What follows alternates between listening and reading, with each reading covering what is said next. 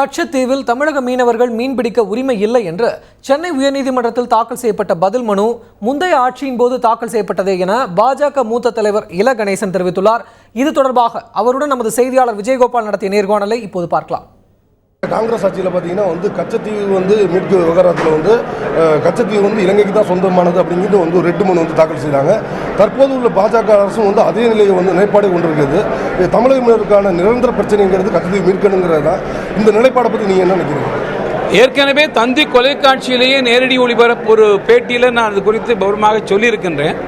இருந்தாலும் மீண்டும் வலியுறுத்துகின்றேன்.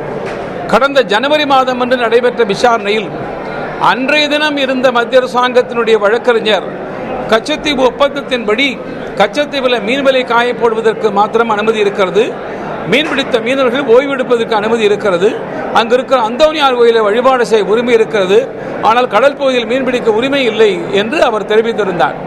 அந்த பதில் மனு ஆங்கிலத்தில் அஃபிடவிட் அதில் செல்லியிருந்தார். இப்போது எங்கள் ஆட்சிக்கு வந்த பிறகு அந்த விசாரணை தேதி என்று விசாரணை நடக்கவில்லை, ஒத்திவைக்கப்பட்டிருக்கிறது. ஆனால் நீதிபதி முன்பாக ஏற்கனவே இருந்த கோப்பு வைக்கப்பட்டது. அந்த கோப்பில் முந்தைய அரசாங்கத்தின் வழக்கறிஞர் தந்த பதில் மனு தான் இருக்கிறது.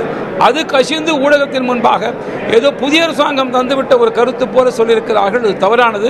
புதிய அரசாங்கம் அத்தகைய கருத்தை சொல்லவே இல்லை. மாறாக கச்சத்தீவை ஒப்படைத்த போது கடுமையாக எதிர்த்தவர் நாடாளுமன்றத்தில் வாஜ்பாய், அதை கிழித்தெறிந்தவர் எங்களுடைய கச்வாய் என்கிற ஜனசங்க உறுப்பினர், வழக்கு தொடுத்தவர் எங்களுடைய முன்னாள் மூத்த தலைவர் ஜனசங்கத்தினுடைய தலைவர் ஜனா கிருஷ்ணமூர்த்தி அவர்கள்.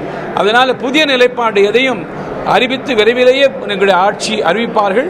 ஏற்கனவே அறிவித்த பதில் மனு அது எங்கள் ஆட்சியினுடைய கருத்து அல்ல, கொள்கை அல்ல.